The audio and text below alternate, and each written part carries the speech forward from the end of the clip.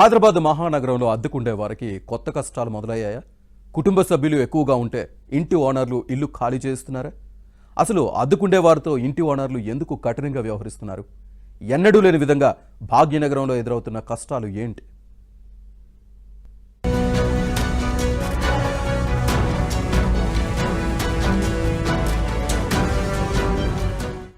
ఎంకిపెళ్లి సుబ్బి చావుకొచ్చింది అనే సామెత వినే ఉంటారు.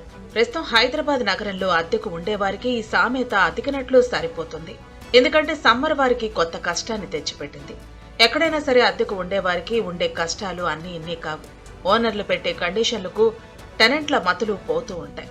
1,00,000 కండిషన్లు పెట్టినా తప్పదు కాబట్టి చాలా మంది సామాన్యులు సర్దుకుపోతూ కాలం వెళ్లతీస్తూ ఉంటారు. అయితే సమ్మర్ రూపంలో అద్దెకు ఉండేవారికి మరో కొత్త కష్టం వచ్చి పడింది. హైదరాబాద్ నగరంలో సమ్మర్ నీటి కష్టాలు మొదలయ్యాయి. చాలా ప్రాంతాల్లో భూగర్భ జలాలు అడుగంటిపోయాయి. నెల క్రితం వరకు నీళ్లు బాగానే ఉన్నా ప్రస్తుతం బోరుబావులు అడుగంటిపోతున్నాయి. దీంతో జీహెచ్ఎంసీ నీటిపైనే ఆధారపడాల్సిన పరిస్థితి. దీంతో ఇంటి ఓనర్లు అద్దెకు ఉండేవారికి కఠిన ఆదేశాలు జారీ చేస్తున్నారు.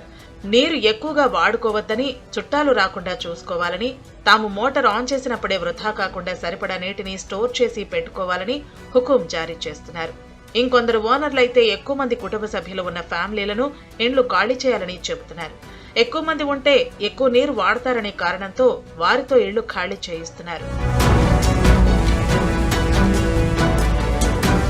అదలా ఉంటే వేసవి నేపథ్యంలో ఇళ్లు, అపార్ట్మెంట్లలో బోర్లు పనిచేయటం లేదు.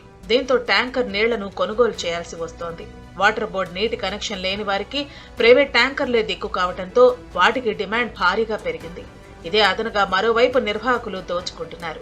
నగరంలోని వివిధ ప్రాంతాల్లో చెరువులు, కుంటల పక్కన బోర్లు వేసి మరీ ట్యాంకర్ల నిర్వాహకులు నీటిని తోడేస్తున్నారు. ఆ నీటిని హాస్టల్స్, హోటల్స్, అపార్ట్మెంట్లు, వాణిజ్య సముదాయాలకు విక్రయిస్తున్నారు.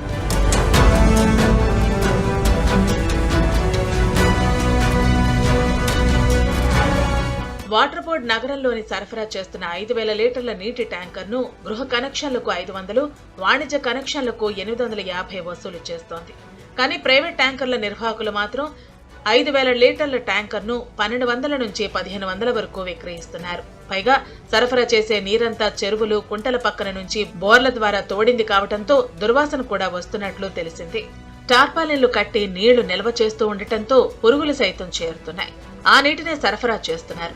హాస్టల్స్, హోటల్స్, వాణిజ్య సముదాయాల వారు నీరు ఎలా ఉన్నదో చూడకుండా అవసరాలను తీర్చుకోవటానికి ఎలాంటి నీరైనా తీసుకుంటున్నారు. రాకపోకలకు ఇబ్బందులు లేని వారైతే 25,000 లీటర్ల నీటి ట్యాంకర్ను 5,000కు పైగా చెల్లించి మరీ కొనుగోళ్లు చేస్తున్నారు.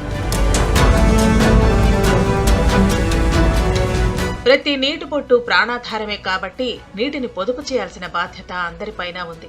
లీకేజీలు లేకుండా చూసుకోవడంతో పాటుగా కుళాయిలు కట్టి ఉంచాలి. అవసరం మేరకే నీరు వృధా కాకుండా వాడుకోవాలి. ఇంటి పరిసరాల్లో ఇంకుడు గుంతలు ఏర్పాటు చేసుకుంటే భూగర్భ జలాలు పెరిగి నీటి కష్టాలకు చెక్ పడే అవకాశం ఉంది.